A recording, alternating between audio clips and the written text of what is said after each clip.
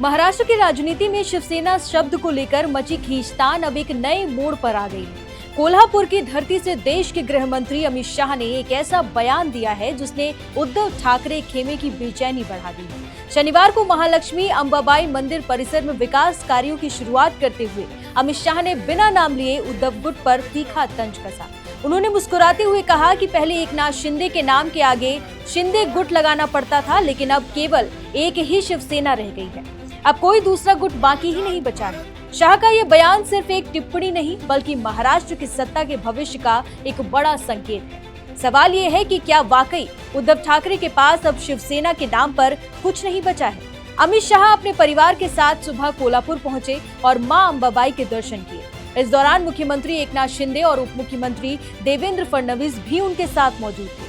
सरकार ने इस पूरे तीर्थ क्षेत्र के विकास के लिए 1442 करोड़ रुपए की भारी भरकम निधि आवंटित की है। शाह ने यहां परिक्रमा मार्ग और राम मंदिर के संरक्षण कार्यों का शुभारंभ भी किया। मंदिरों के विकास को लेकर शाह ने पीएम मोदी की जमकर तारीफ की।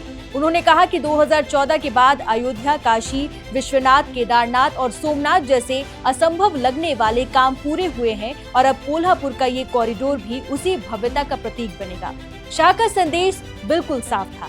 एक तरफ विकास और संस्कृति है तो दूसरी तरफ सत्ता की खींचतान। लेकिन असली हलचल तो पर्दे के पीछे चल रही है। अमित शाह के इस बयान के पीछे की टाइमिंग बहुत अहम है। राजनीतिक गलियारों में चर्चा तेज है कि उद्धव ठाकरे खेमे के 6 सांसद किसी भी वक्त एकनाथ शिंदे की शिवसेना में शामिल हो सकते हैं। हाल ही में दिल्ली में उद्धव सेना की एक मीटिंग बुलाई गई थी, लेकिन ये 6 सांसद वहां नहीं पहुंचे।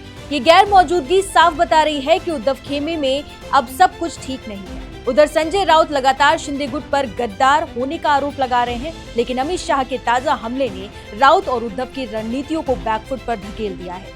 60 साल पुरानी शिवसेना आज 2 फाड़ होकर अपने अस्तित्व की सबसे बड़ी लड़ाई लड़ रही है। अमित शाह ने अपने संबोधन में वैचारिक हमला करने में कोई भी कसर नहीं छोड़ी।